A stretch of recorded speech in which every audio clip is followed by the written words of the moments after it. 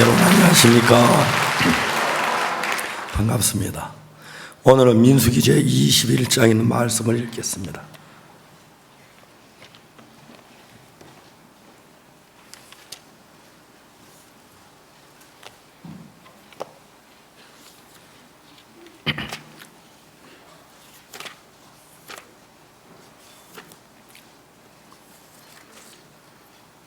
민수기 21장 4절부터 9절 사이 말씀을 읽겠습니다.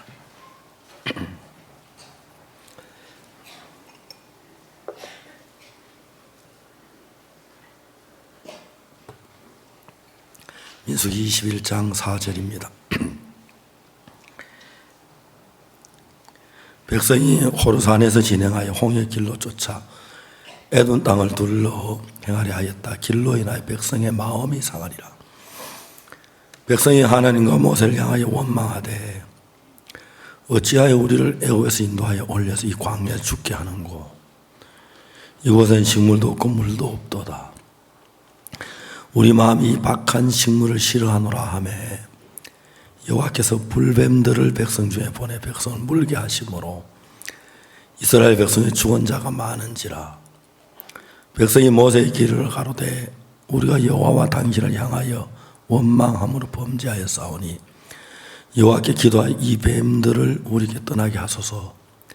모세가 백성을 위하여 기도하며 여호와께서 모세에게 이르시되 불뱀을 만들어 장대 위에 달라 물린 자마다 그것을 보면 살리라.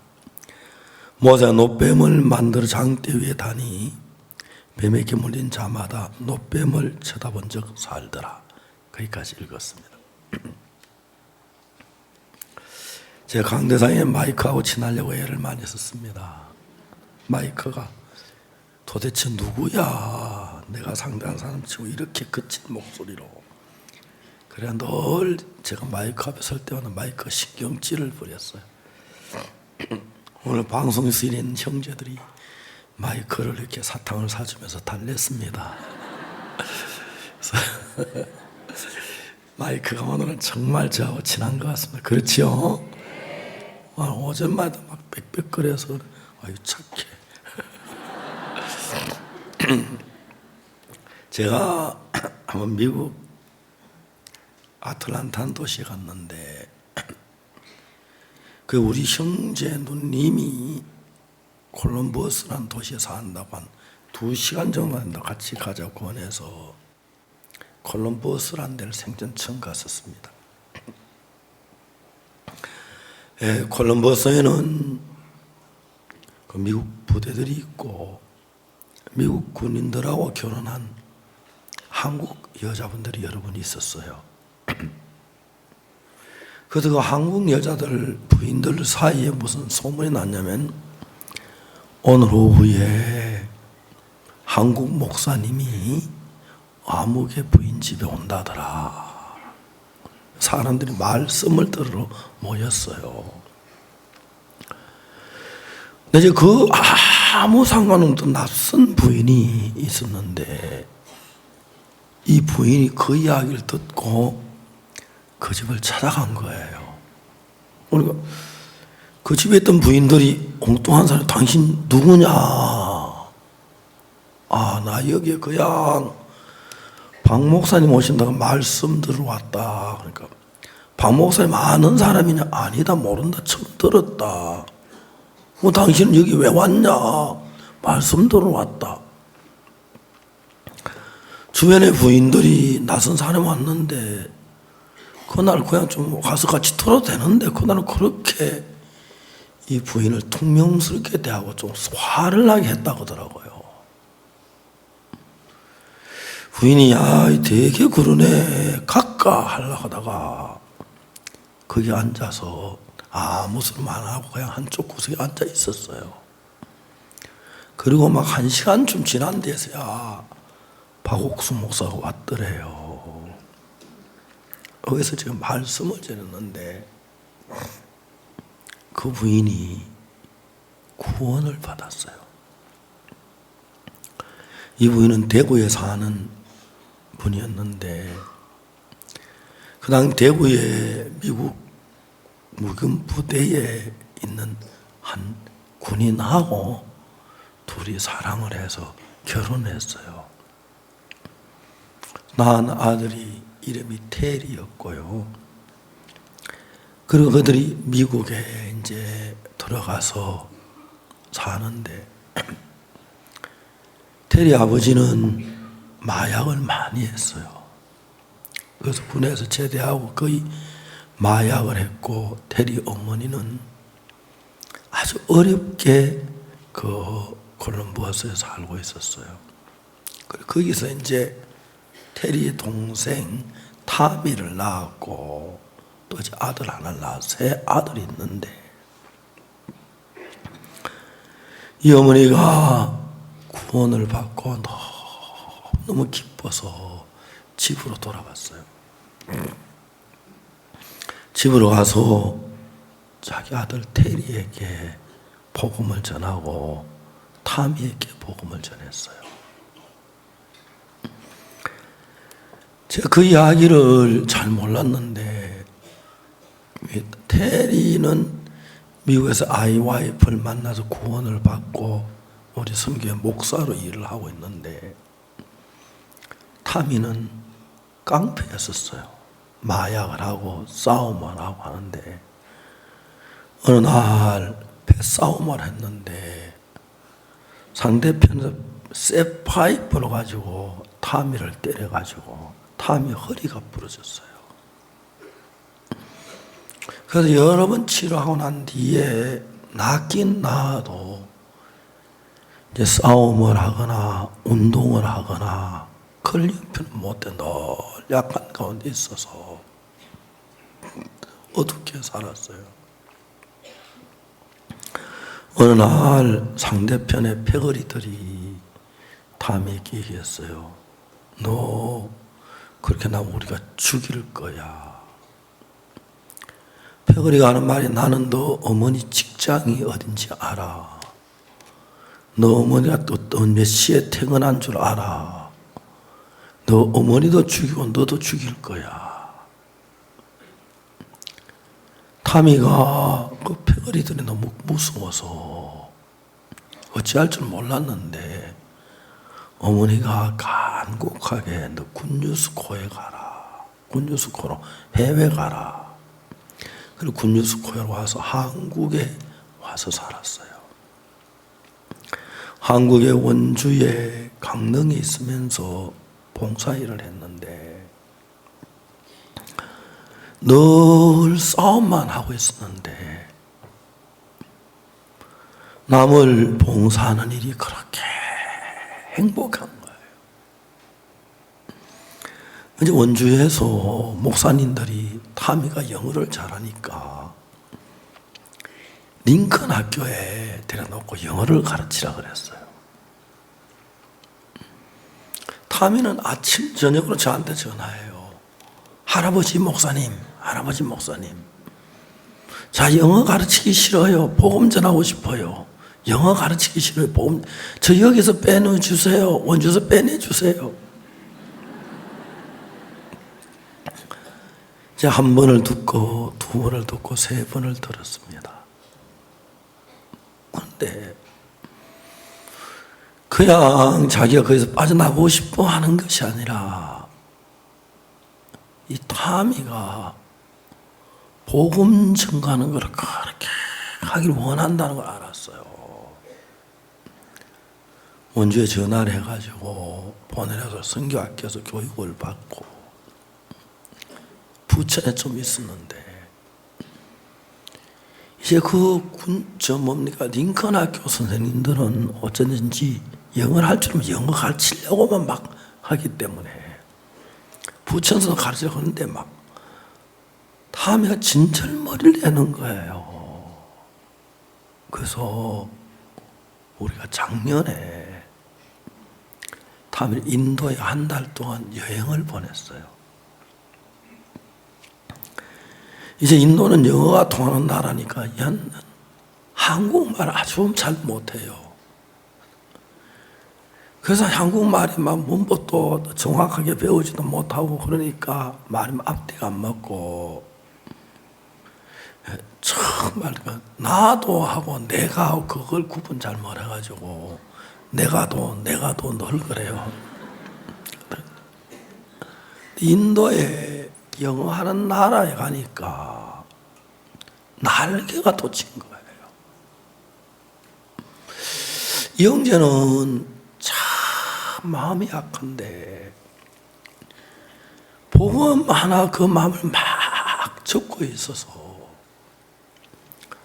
사람들이 타미의 말씀을 들으면 그렇게 마음에 감동 있고 변하는 거예요. 방갈로에 갔어요.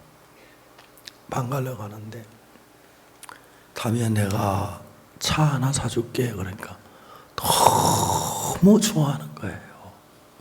타미야 미안해. 큰 차 못 사주고 작은 차 하나 사줄게. 예, 괜찮아요. 작은 차 괜찮아요.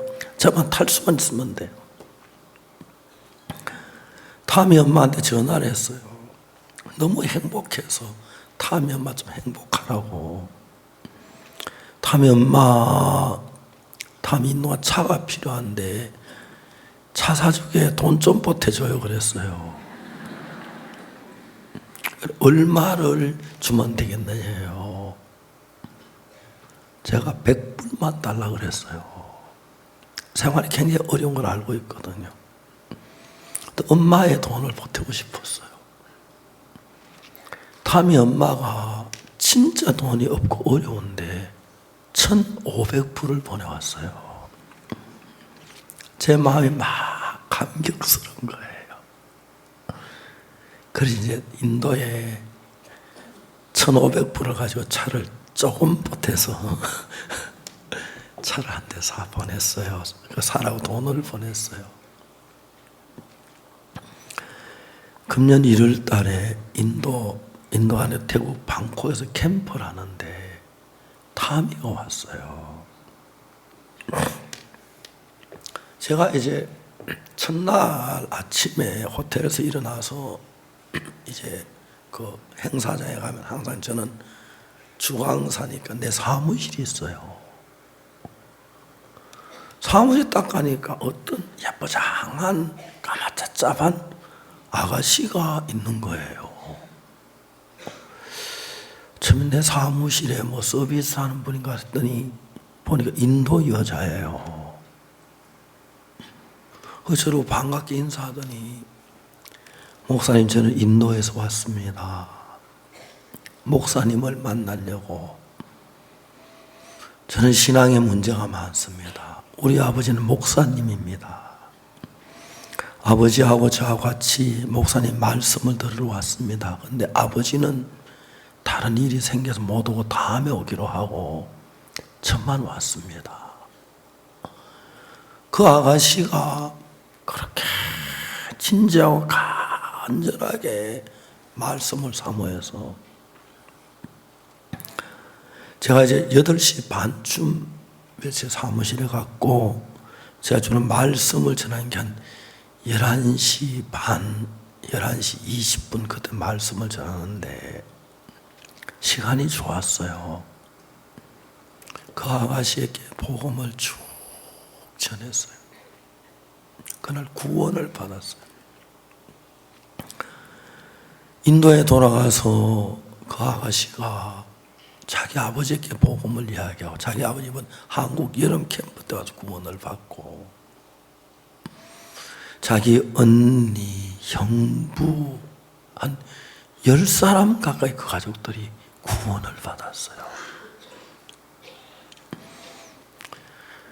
타미란 형제가 많은 사람이 알려지지 않고 있는 형제인데 이제 막 선교 나간 지 뭐 1년 좀 남짓 안 지난 그런 형제인데 이 형제가 인도에 가서 한 40여 명 되는 사람 형제들이 구원을 받고 교회를 나온대요.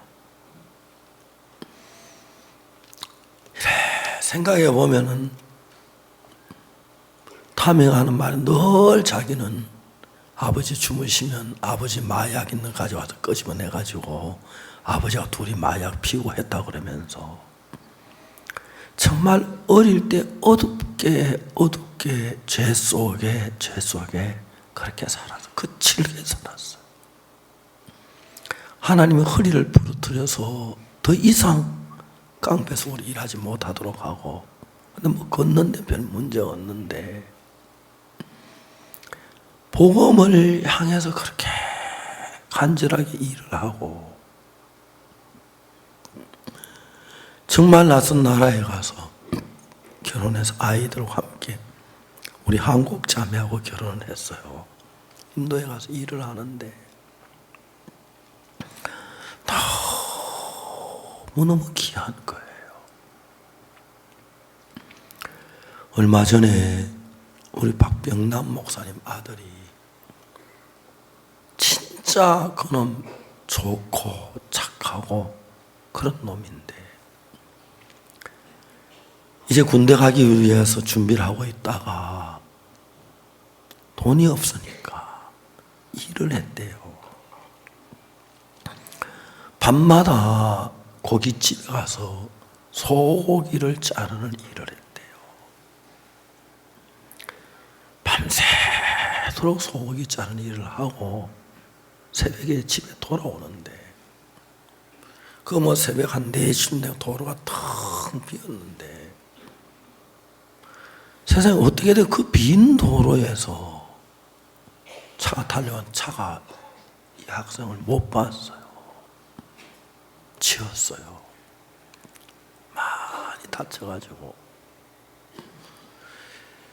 중환자실에 있는데 제가 찾아갔어요. 뭐 어떻게 간호사들이 둘러싸가지고 막 환자를 돌보고 있는데, 손목을 잡고 하나님 살려주십시오 하고 기도를 했어요. 그리고 이제 나왔어요. 나와서 가족들하고 또 복도에서 기도를 드리고, 근데 이 정말 그 꽃같이 젊은 아이가 오전에 숨을 거두었어요. 너무너무 가슴이 아팠어요. 제가 장례식을 가야 하는데 그 부모한테, 할아버지한테, 할머니한테, 할아버지 할머니가 얘를 너무 사랑했는데, 이제 군대 갈 나이가 22살 됐었는데, 그래 꽃 같은 아이 죽으니까 마음을 못 잡는 거예요. 제가 장례식에 말씀을 전해야 하는데 무슨 말로 전해야 하는지 알 수가 없는 거예요. 뭘로 위로를 해야지. 그런데 갑자기 코트디부아르의 이정도 선교사 이야기가 생각이 났어요. 우리 선교사들이 아프리카에서 이제 종종 뭐 김광훈 선교사 사모님, 권영 사모님은 베냉에서 세상을 떠나셨고, 이용재 선교사님은 파라과이에서 세상을 떠나셨고, 박정진 목사는 앵커리지에서 세상을 떠나셨고, 이제 우리 선교사들 가운데 세상을 떠난 분 한 분, 두 분 있는데, 이 정도 선교사는 사랑하는 아이를 아프리카 척박한 땅에서 잃어버렸어요. 제가 선교사들 가운데 아이를 잃은 분 한두 분 있는데, 이 정도 선교사를 생각하면 너무 안타까운 거예요. 제 아이를 잃고 났는데, 그리고 이제 얼마 안 돼서 베냉에 코트디부아르에 내전이 생겼어요. 아프리카 내전들은 주로 외세에 의해서 일어나요. 주로 불란서나 영국이나 독일이나 이런 나라들이 그 나라를 속국은 아니지만은 그 나라의 이제 야당 대표를 돈을 무지무지하게 밀어 넣어줘요. 야당 대표가 대통령이 되고 정권을 잡으면 돈을 밀어준 그 나라에 굴복을 해야 돼요. 그대로. 안 하면 또 막 돈을 보내가 또 반군을 전쟁이 그래서 일어나요. 반군이 생기고. 그래서 그때 그런 일이 일어나니까 코트디부아에서는 외국인들에 대한 적개심이 아주 강했어요. 그러니까 이제 거기 선교사들이 생명이 위험했어요. 제가 이정도 목사에게 전화를 했어요. 이 목사 빨리 탈출해야 돼. 단기 선교사, 우리는 이제 그 선교사들이 해외에 가서 사고가 생겨 제일 그 1급으로 보호해서 단기 선교사, 두 번째 자기 가족, 그 다음에 세 번째 자기, 그리고 교회, 이제 막 그래요. 내가 지시를 했어요. 거기서 100길로 가나는 멀지 않으니까 배를 구해라. 배를 빌려서 이제 배를 타고 가나로 피신을 해라. 그래 얼마 지나서 일하고 들어보니까 이정도 목사가 단기 선교사를 보내고 자기는 배를 안 타고 내린 거예요. 제가 막 뭐라 그래서 왜 내렸냐고. 박 목사님이 내리라고 해서 내렸다고. 내가 언제 내리라고 그랬냐고 막 그랬어요. 이정도 선교사가 거기서 나한테 이야기를 하는 거예요. 배를 타고 이제 막 떠나려는 지경인데 내가 내려야 하나 타고 가야 하냐 결정 못 내렸대요. 생각하기를 박 목사님이면 이때 어떡하겠나. 박 목사님은 어떡하겠나. 제가 박 목사님은 다 틀림없이 안 가고 내릴 것 같더래요. 네가 내 마음 어떻게 나 같으면 당장 내가 제일 먼저 도망갔을 건데. 자기는 내렸대요. 그래 걸어서 교회를 찾아갔어요. 교회 형제자매들이 목사님 왜 돌아왔어요? 위험해요. 왜 돌아왔어요? 목사님 가셔야 돼요. 아니야, 나는 목사야. 너도 같이 있고 싶어. 나 죽어도 괜찮아. 성도들이 다 울었어요. 그리고 이제 목사님을 예배당 깊은데 넣어놓고 겹겹이 목사님 지키기 시작했어요. 저 목사님, 우리 생명보다 당신의 생명보다 우리를 더 사랑하는구나. 정말 나 같으면 배 타고 나왔을 것 같은데 우리 생명보다 자기 생명보다 우리를 더 사랑하는구나. 제가 코트디부아에 가보니까 이 정도 이제 완전히 황제예요, 황제. 그 눈치만 성도들이 예 목사님 마음으로 하나님의 종을 섬기고 한 마음이 되는 거예요. 얼마 전에 제가 아프리카에 지난 3월 달에 갔을 때 이정도 선교사 나한테 이야기, 목사님 부탁이 하나 있습니다.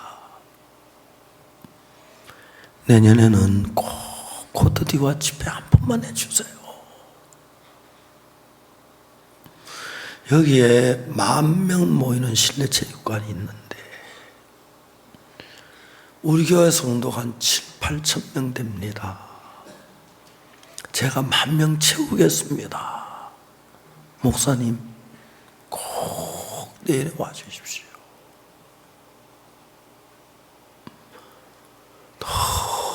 너무너무 감사했어요.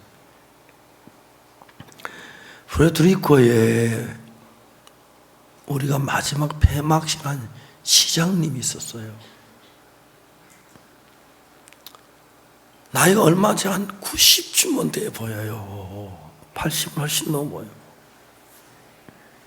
그래 물어봤어요. 당신 원래 나이가 몇 살이냐 물어보니까 나 48년생이다 그러는 거예요. 제 동생하고 나이가 같아요. 저보다 4살 아래예요. 그러냐고. 그럼 내가 형할게. 내가 44년생이다 그랬어요. 이제 미국 사람들은 군대를 한국 사람들 훨씬 일찍 가면 18, 17일 군대를 가는데 그 이제 푸에르토리코가 미국령이기 때문에 미군 부대에 이제 군대 입대해가지고 월남전에 이분이 참전했어요. 월남전에 참전을 했는데 불행히 거기에서 풍토병을 앓아 이분이 죽게 된 거예요. 그래서 이제 미국으로 돌아왔는데 돌아와서 이제 슬픈 일을 만나는 것은 자기 아들이 젊은 아들이 암으로 죽는 거예요. 그리고 바로 자기 아버지가 돌아가시고 자기가 죽게 됐어요. 시장님이 그런 어려움을 당하면서 그분은 예수를 믿지 않으면 자기를 다 비웠어요. 반구원이 됐어요.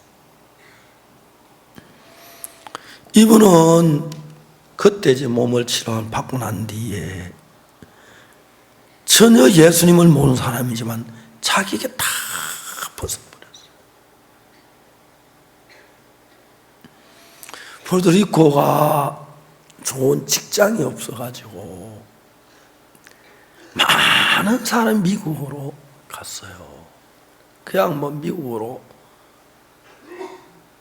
차를 그 공항에 놔두고 집을 그냥 그대로 두고 미국으로 갔어요. 100만 명이 미국으로 떠났다가. 이분은 지금 40년째 시장을 하고 있는데 기네스북에 오를 정도로 유명한 사람이에요. 이분은 자기 시장으로 40년 동안 생활했고 세계 최장수 시장이라고 하더라고요. 자기 자신에게 전혀 자기 자신을 위해 살지 않았어요. 제가 목사지만 부끄러웠어요. 목회자들도 자기 자신을 위해 사는 목사하고 자기 자신을 위해 살지 않는 목사하고는 전혀 달라요. 무슨 일을 해도 하나 달라요. 이분은 예수님도 복음도 전혀 모르는데 자기가 죽음을 한번 겪고 자기 아들이 죽고 자기가 죽는 걸 보면서 거기서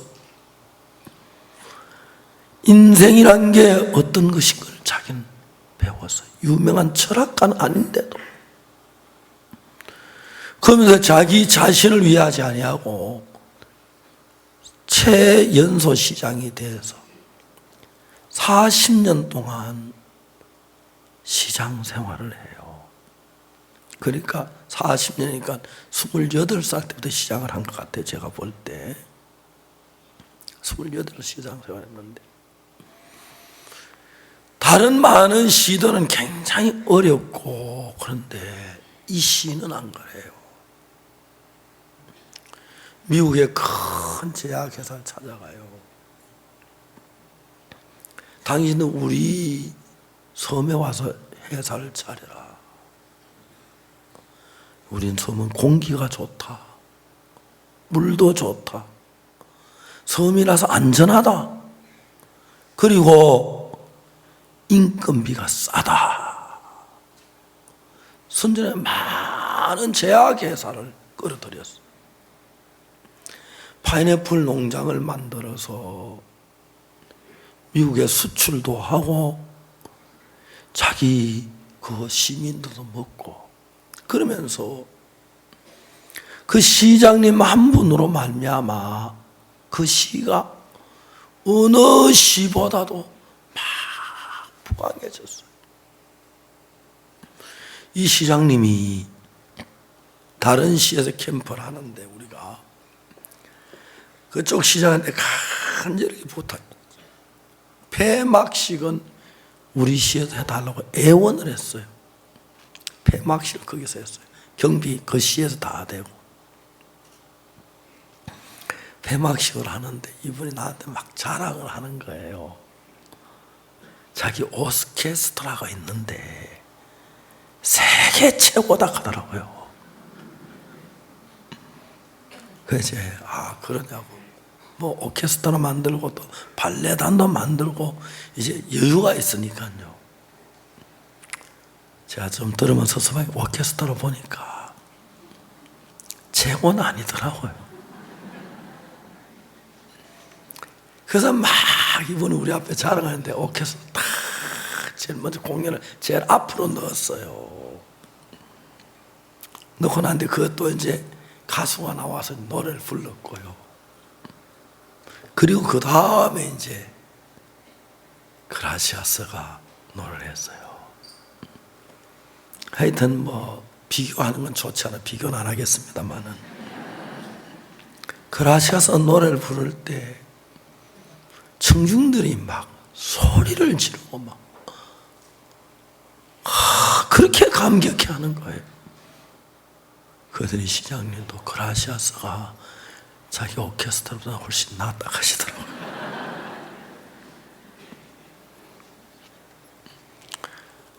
사람들이 선교사들 가운데서 복음 전도가 좀 고통스러운 거 싫어서 여리저리 피하는 사람들이 있고요. 예수님 때문에 어려움을 당하고 고난을 당하고 시련을 당해서 보통 가질 수 없는 어려움, 보통 잘 느끼지 못하는 괴로움, 그런 때에 빠지는 사람들이 종종 있습니다. 그럴 땐 괴로움만 오는 게 아니고 어려움만 오는 게 아니고 슬픔만 오는 게 아니라 마음도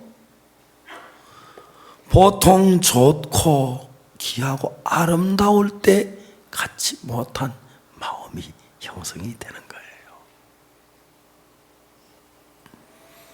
그 마음에서 예수님을 만나며 그 마음에서 하나님을 더듬으면 그냥 우리가 배부르고 잘 먹고 잘 살고 그런 환경에서 만나는 하나님하고 전혀 다른 하나님이 되는 거예요. 그런 어려움 속에서 하나님을 만난 사람들은, 그런 괴로움 속에서 하나님 만난 사람들은 우리들이 갖지 못하는 색다른 마음을 가지고 있어요. 하나님이 사랑하는 자들에게 때때로 정말 상상할 수 없고 감당할 수 없는 고난, 시련, 어려움을 당케 하십니다. 근데 여러분이 그리스도 안에 있는 사람이라면 어려움을 겪거나 고난을 겪을 때 그냥 피하려고 하지 말고 주님이 나에게 이런 고난을 주시는구나, 주님이 나를 이렇게 어렵게 하시는구나, 주님이 나에게 이런 고난을 하신다면 내가 고난을 당해야지, 주님이 내게 이런 어려움을 겪어야지, 주님이 나를 시련을 겪어야지, 그런 마음으로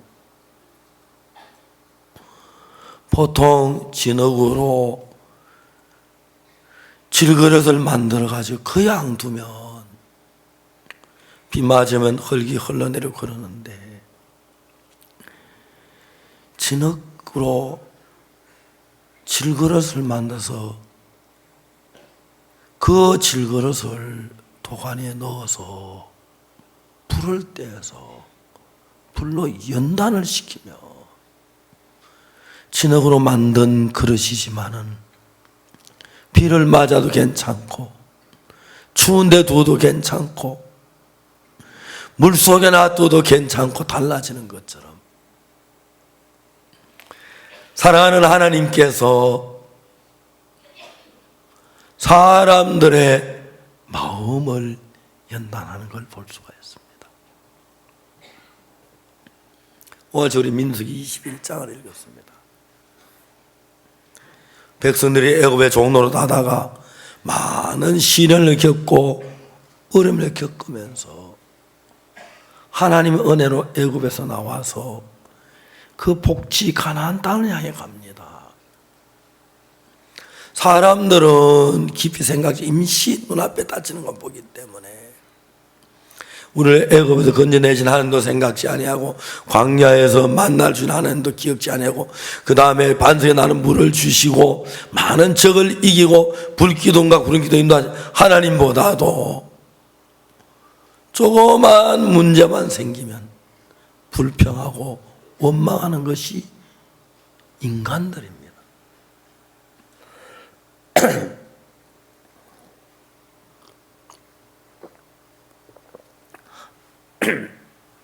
선교에 있는 목사님들이, 선교사님들이 어려울 때가 많죠. 우리가 복음을 깨닫고 구원을 받아서 다른 사람이 복음을 전하면서 구원받는 역사의 이 자리, 얼마나 영광스럽습니까? 저는 제가 목사가 됐다니 너무 감격스럽고요. 나 같은 인간이 복음에 구원받는 사람들이 일어난다. 너무 감사.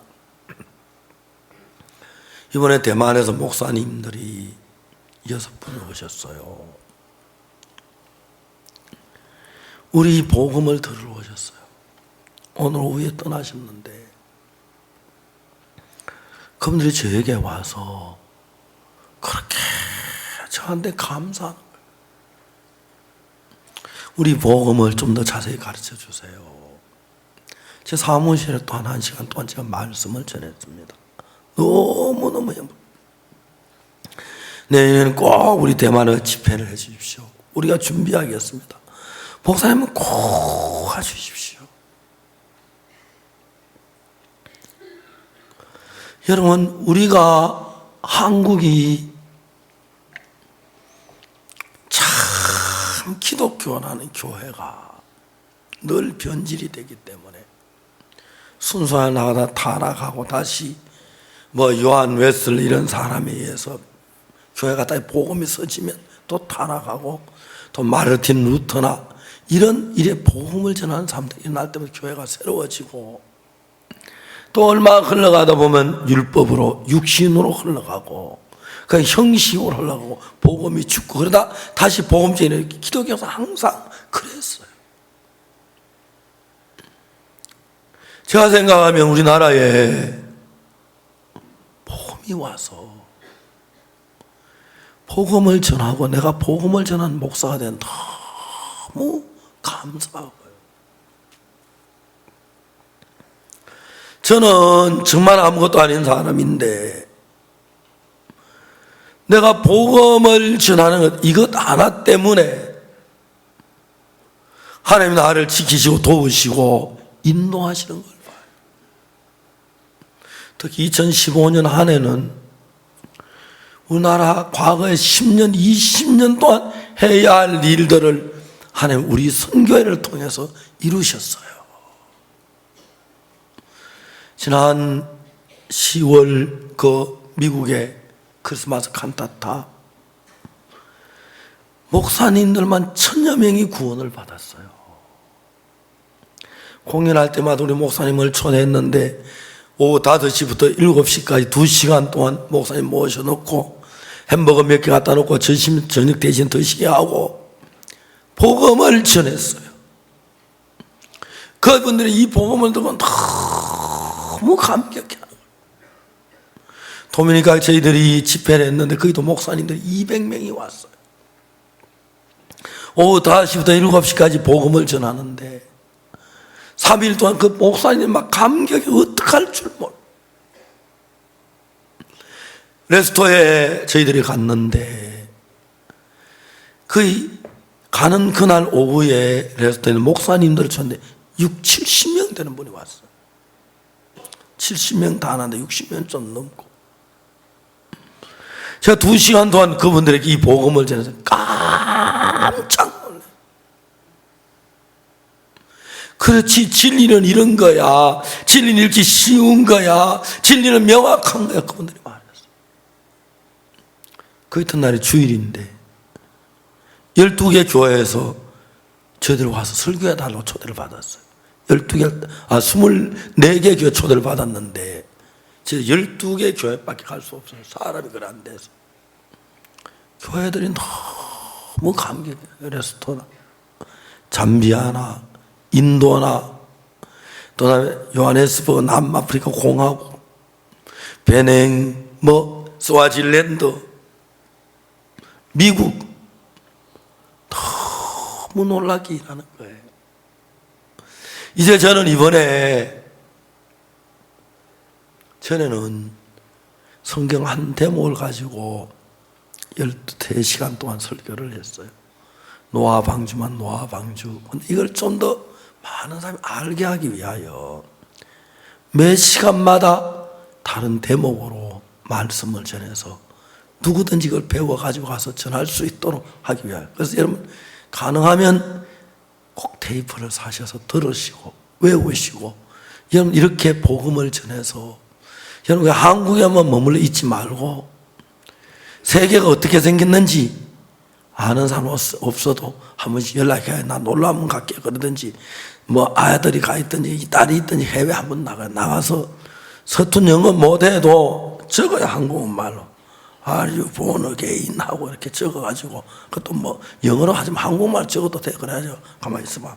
Are you born again? 하고 그래 한 10마디만. 제가 그 비행기 안에서 엘버쿠키에 있는 그 기디온 그 협회 회장님을 만났어요. 옆자리였어요. 제가 영어를 못해서 별로 얘기를 안 하는데 그날은 대답 안 하든 간에 대답 안 하든 간에 영어로 말을 꺼냈어요. 그런데 너무너무 재밌는 것은 영어가 딸려도 문제가 안 되는 게 영어 성경 딱 켜가지고 아이패드 딱 켜가지고 읽어 보이니까 딱 읽는 거예요. 그리고 복음을 전했어요. 우리가 몇 월 며칠 날 크리스마스 칸타타 엘버쿠키에서 한다 그러니까 그분이 이번에 오셨어요. 얼마나 반가워하는지 자기 아내하고 같이 와서 가지고 다 와가지고 칸타타 참석하고 또 이제 목회자 모임에 참석하고 앞으로 자주 교제하자고 그러고 갔어요. 복음 안에 사니까 그냥 저녁에 잠자리에 누워서 이런 생각을 해요. 잠비아 장관이 구원받은 거 생각하고 나미비아 그 기특한 여자 장관 구원받고 변한 거 생각하고 미국에 그러면 한번 생각하면 가슴이 너무너무 뜨거운 거예요. 이 성경은 전에는 몰랐는데 우리 죄 사함을 구석구석이 이렇게 정확하게 이야기하는 거예요. 민수기 21장에 보면은 백성들의 길로 인해서 마음이 상해서 하나님을 원망했어요. 그 백성들 어찌라고 하나님을 원망한지 몰라서 그날 만나 내려주면 어떡하겠어요. 구름 기둥, 그 사막에 구름 기둥 제껴 뿌리면 그 때가 뜨거운 때약빛 끝에 어떻게 하려고요? 저 같으면 원망은 그날 탁 만나가 끝나고 막 구름 기둥 확 피워버리고 막 반석에 난물새 딱 끊어버리고 하루만 딱 지나면 항복을 할 텐데, 사람들은 그래요. 1000가지 10,000가지 은혜를 입고도 하나 속상하면 시험 들어요. 성도들도 많아요. 저도 좀 그런, 우리 교회도 그런 사람도 들어 있어요. 저 자매가 얼마나 귀한 은혜를 입었는데, 영생을 얻는데, 그 축복을 받았는데 엉뚱한 이야기 듣고 뭐 행행했던 그런 사람 말을, 목사 말부터 믿으니까 세상에 우리 양이야 마귀 양이냐 기회가 안 가는 거예요. 하나님이 그들에게 불뱀을 보냈어요. 불뱀을 보냈어요. 그러니까 막 백성들, 인간들은 그래 좀 그러면 또 어찌지 말고 하나님 잡았다 그래요. 그들이 가나안 땅에 들어가서도 좀 막 그러면 하나님께 부르자, 하나님 좀 살리게 해주면 금방 하나님 버리고 이방신들 생기고, 그래 또 어렵게 하면 또 아이고 하나님. 인간들은 다 그래요. 나도 인간이니까 그래요. 그래서 하나님이 불뱀을 보내, 불뱀이 팍팍 뛰어서 막 날아다니면서 자고 있는 방 안에 텐트 안에 들어와 있고, 화장실에도 있고 부엌에도 있고, 도마 위로 뱀이 슬슬 기어다니고, 막 밥그릇 위로 뱀이 막 먹이 한두 마리야죠. 백성들이 막 하나님 기도했어요. 모세 기도해, 제발 이 불뱀 좀 떠나게 해주십시오. 하나님 이번엔 불뱀을 떠나게 안 하셨어요. 불뱀을 만들어 장대 위에 달아라. 뱀에게 물자 뱀을 쳐다보며 살리라. 그래서 모세가 놋새로 뱀을 만들었어요.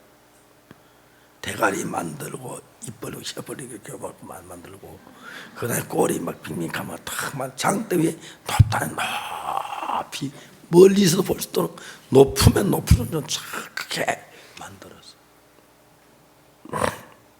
성경에는 뭐라고 됐냐면, 불뱀에 물린 자들이 놋뱀을 쳐다본 적 살더라 하고 돼 있는 거예요. 이게 무슨 말이야? 뱀에게 물린 왜 놋뱀을 쳐다보면 살지? 불뱀에게 물렸는데 놋뱀을 쳐다보면 왜 그 살지? 근데 요한복음 3장에 예수님 뭐라 하냐면, 모세가 광야에서 놋뱀을 든 것 같이 인자도 들려야 하리니, 그렇게 기록되어 있는 거예요. 이는 저를 믿는 자마다 영생 얻게 하려 하십니다. 하나님이 세상을 이처럼 나는 독생자를 주셨으니 이는 저를 믿는 자마다 멸망치 영생을 얻으리라. 성경에는 여러 가지 뜻이 있어요. 이런 성경을 자세히 읽어보면은 포도주는 기쁨을 의미해요. 기쁨이 있는 데마다 포도주가 등장이 돼요. 기름은 성령을 나타내요. 금은 하나님의 영광을 나타내요.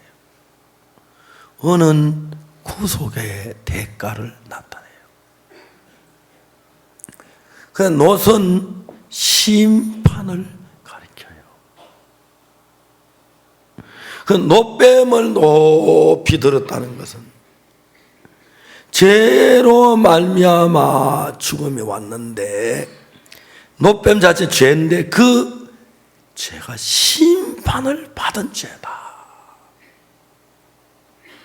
그게 뭐냐면 예수 그리스도의 십자가를 가리키는 거예요. 불뱀에 물려 다 죽어가는 사람이, 아버지 놋뱀 쳐다보면서 안 돼요, 놋뱀을 쳐다보세요. 야, 쓸데없는 소리 하지 마라. 불뱀에 지금 독이 들어서 지금 막 온몸이 쑤시 죽겠는데 너 놋뱀 쳐다보면서 살 리가 있나? 아니 아버지 쳐다보세요. 야, 그래서 헛소리 하지 마라. 아버지가 한번 쳐다보고 하세요. 야 그만두라 그러잖아 내가. 아버지 안 됩니다. 그러다 죽습니다. 내가 아버지지만 아버지 말 안 듣고 아버지 얼굴 노뱀을 쳐다보게 하랍니다. 야 돌려. 아버지 눈을 감아서 눈 뜨게 해. 눈을 막 띄어 딱 노뱀 쳐다보니까 그동안 있던 뱀의 독이 다 사라지는 거야. 야 이거 진짜 신기하네. 노뱀을 쳐다보면 안 그러는데 내가 몸이 다 나았다. 야 맞다. 나 노뱀 쳐다 나도 뱀이는 뭐 노뱀 쳐다 나왔어요. 노뱀 쳐다보면 빨리 와. 노뱀 쳐다 나도 뱀이면 뭐 다 죽어다. 노뱀 쳐다 나왔어요. 아주 간단한 얘기예요. 십자가에 못 박힌 예수님을 보라는 거예요. 그래 우리가 죄를 지어서 하나님 원망에서 불뱀이 왔지. 죄를 지어서 하나님 불뱀을 보낸 거야. 근데 저 노뱀이라는 노선 심판을 말하니까 우리가 죄를 지은 그 죄의 벌을 받았다는 걸 의미하죠. 저 노뱀은 뱀은 그 죄를 할 때 죄를 심판받았다는 거예요. 그 죄를 심판하면 죄가 끝났네. 그러니까 내 죄가 끝났으니까 병이 나아야지. 그 마음에 그 병이 딱 나아버린 거예요. 그래서 여러분 우리가 십자가를 그냥 기독교 해라고 표시날 십자가를 다는 게 아니고 보기 좋으라고 십자가 다는 거 아니고 폼으로 다는 게 아니라 십자가를 쳐다보세요. 이 십자가는 여기서 예수 그리스도께서 못 박혀 죽으셨습니다. 왜? 여러분의 죄를 벌받고. 그래서 이 십자가는 여러분의 죄를 벌받았다는 증거고 죄가 끝나고 심판이 끝나고 멸망이 끝나고 저주가 끝났다는 것을 가르쳐주는 것이 십자가입니다. 거기서 예수님이 십자가에 못 박히시면 내가 받을 죄의 벌이 끝났고 멸망이 끝났고 심판이 끝났고 저주가 끝났고 고통이 끝났습니다. 그걸 다 깨닫는 순간에 우리가 죄인으로 막 죄 때문에 갈등하고 고통하고 괴로워하다가 예수님의 십자가를 봅니다. 주님의 십자가, 저 십자가에서 예수님이 못 박혀 내 죄를 사했지. 베너 영화를 보면은 베너가 몇 살 나고 어릴 때 친구였는데 자라서 이제 그들이 서로 사상적으로 베너는 유대인의 피를 가지고 있고 몇 살 로마이니까 둘이 이제 사상이 차이가 납니다. 둘이 원수가 됩니다. 몇 살은 당시 예루살렘의 호민관으로 와서 예루살렘 전체를 치리하는 군대 장군이니까 권력이 베너를 죄를 지었던 노예선으로 보내는 거예요. 뭐 하나도 어렵지 않죠. 식민지 나라 국민 하나니까. 베너가 이제 노예선을 타고 가다가 집정관 아리우스를 만나요. 로마의 최대 권력가인 집정관 아리우스가 함장으로 와서 해적들을 전멸한 명령을 받고 온 거예요. 노수를 하나하나 점검하다가 베너를 보는 거예요. 눈은 정오로 이글이글 불타고 하면서 이제 막 베너를 보고 이야기해요. 그러다 갑자기 채찍으로 등을 탁 때리고 베너가 막 하다 딱 참았어요. 자제력 하나 대단하구나. 그러면서 이제 베너가 아리우스하고 이제 가까워지기 시작해요. 어느 날 아리우스가 자는데 베너가 아리우스의 방에 들어갔어요. 깜짝 놀라는 거예요. 너 왜 왔냐? 아까 집정관님께서 시간 되면 오라고 하셨잖아요. 아, 참 그랬었지. 네가 날 죽일 수도 있었을 텐데 난 아직 죽기 싫습니다. 그러면서 베너 마음에 믿음을 가진 이야기를 해요. 그다지 전쟁이 일어나는데 베너가 다시 지하에 노수로 돼서 가는데, 전쟁이 날 때 노수들의 발을 세우고 다 묶어놔요. 탈출해가지고 이제 전부 적이 될까봐. 근데 집정관 아리우스가 노 담당자에게 45분은 풀어줘 그런 거예요. 막 세고랑 발을 묶다 45분 베너 발만 풀어주는 거예요. 그래 전쟁이 시작됐는데 이 배가 땀에 부딪혀 막 물이 들어오는데 노수들이 전부 다 그 물에 빠져 죽는 거죠. 베너 그 감독을 딱 목을 조르고 13배가 노수를 다 풀어줘요. 베너가 이제 딱 갑판 위에 올라가 보니까 전쟁이 벌어졌는데 집정관이 막 싸우다가 바다에 떨어지는 거예요. 베너가 막 바다에 다이빙을 하는데 그거 진짜 잘하더라고. 영화 배우 되려면 그 연습 많이 했겠더라고요. 그래가 이제 집정관을 살리는 거죠. 한참 있다 집정관 아래 정신이 깨는데 자기가 보니까 자기 배가 불길에 쌓여서 바다에 빠졌는데 끝이다. 대로마 제국의 집정관이 해적안을 못 이기고 패하다니 막 칼을 끼어서 자결하려고 하는데 베너가 젊은이 힘이 세잖아요. 힘과 힘의 대결, 칼을 딱 뺏는 거예요. 집정관이 물어요. 45분 이름이 뭐냐? 주다 베너. 주다 베너 부탁한다. 나를 좀 죽게 내버려다오. 배를 위해서 노를 저으라고 그랬잖아요. 그런데 그 망망대해 널판 떼고 있는데 수평선 건너편에서 함대들이 몰려오는 거예요. 야, 배들이 오고 있다고. 집정관이면 잘 됐다. 우리 로마는 배에서 틀림없이 적일 거다. 그러면 너는 자유몸이 되고 난 원대로 죽게 된다. 그 배가 가까이 와서 보니까 로마 배인 거예요. 그래서 막 로마 배가 탁 집정관 살아있으니 막 군인들이 환영을 하면서 우리는 전사당한 줄 알았더니 막 그렇게 기뻐가지고 그래 하는 말이 우리 큰 승리를 얻었다고. 우리 배 두 척 잃고 해적들을 전멸시켰다고. 집정관이 막 배를 잡고 너 하나님이 너를 위해서 우리 이기게 해줬다 그러면서 로마에 가서 황제와 국민에게 집정관 환영을 받고 베너를 자기 양아들로 삼는 거예요. 그래서 베너의 손가락에다가 자기 가문의 대대로 오는 인장 반지를 다 끼워줬어요. 베너가 어머니와 여동생이 생각이 로마 영화로운 집에 있을 수가 없어서 유대로 가겠다고 하니까 마지막에 그래 꼭 가고 싶으냐 가야겠다고 해서 보내는 거예요. 예루살렘으로 와서 베너가 그래 메살라로 만나러 가는 거예요. 베너 집에 있는 하인 여자가 메살라가 당연히 이번에 죽일 거라고 내가 이번엔 가서 메살라를 상대할 거야. 만일 어머니가 누이 동생이 알지 못하면 지도 그 많은 대가를 받아야지. 그래 막 그 하인은 가만 죽일 거라고 호민간에 막 벌벌 떠는 가는 거예요. 그게 안 가는 게 아니라 메살라에게 선물을 하나 준비했다. 칼을 사서 보내면서 아리우스의 아들로부터 메살라가 선물 아리우스 로마 제국 그 권세 높은 아리우스의 아들이 있었나?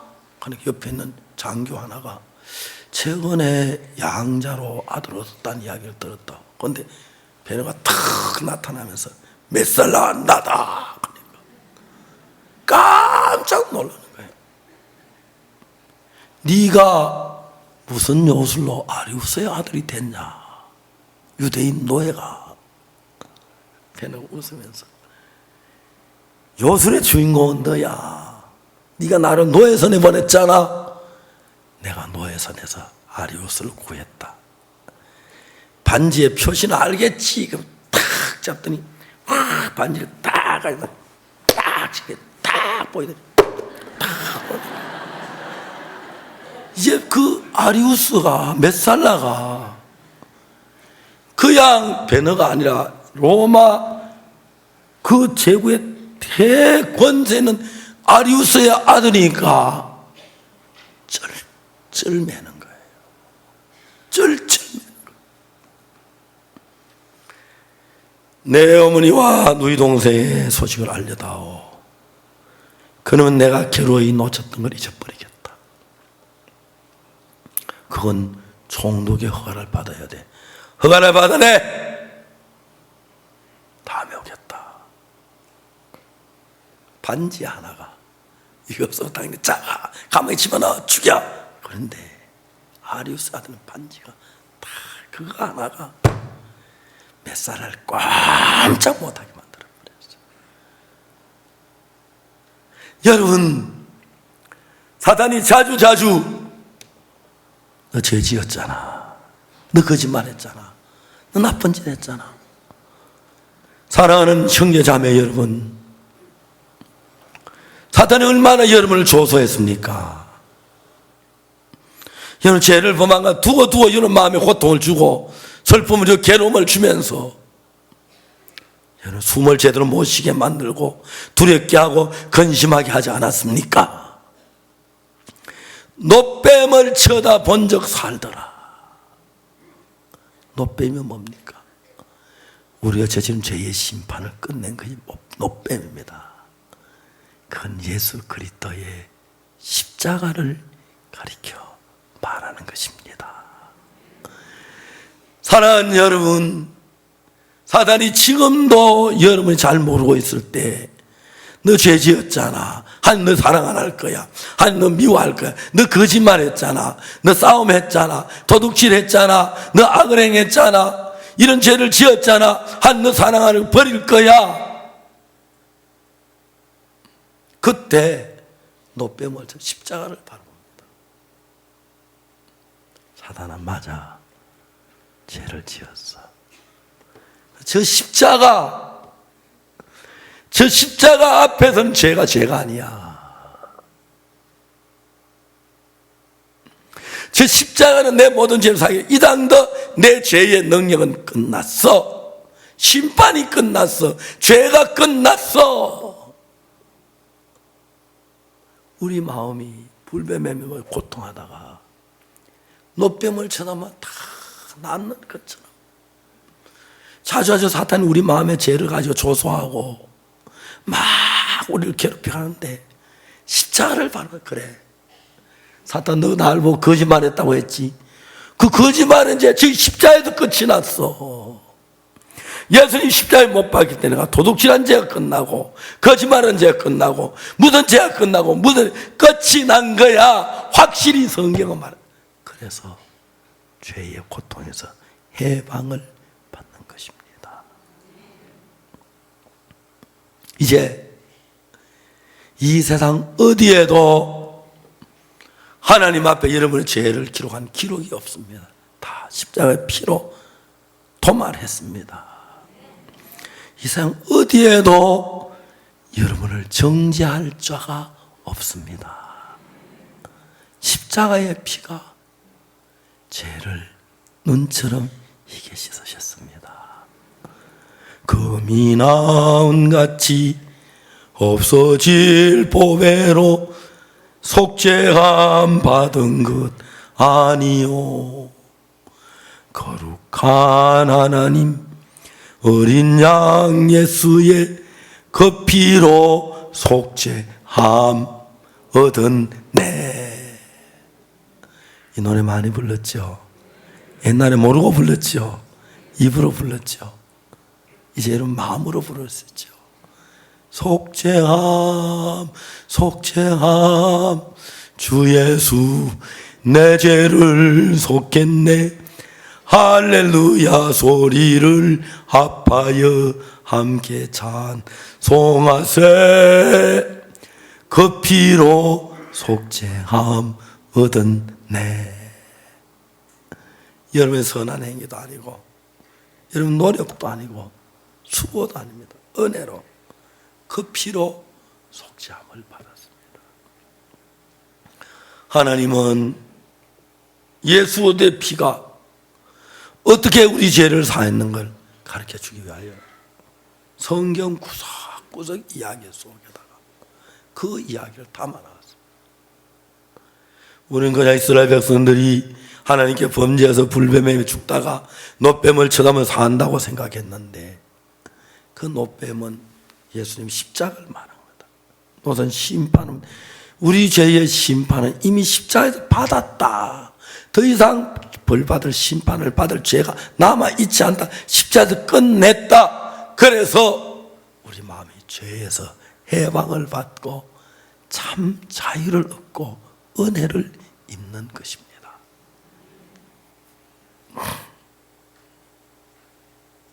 지난 50여 년 동안 수많은 사람들에게 이 말씀을 전했습니다. 이 말씀을 받은 사람들, 그 속에 고통이 끝나고 저주가 끝나고 슬픔이 끝나고 밝게 삽니다.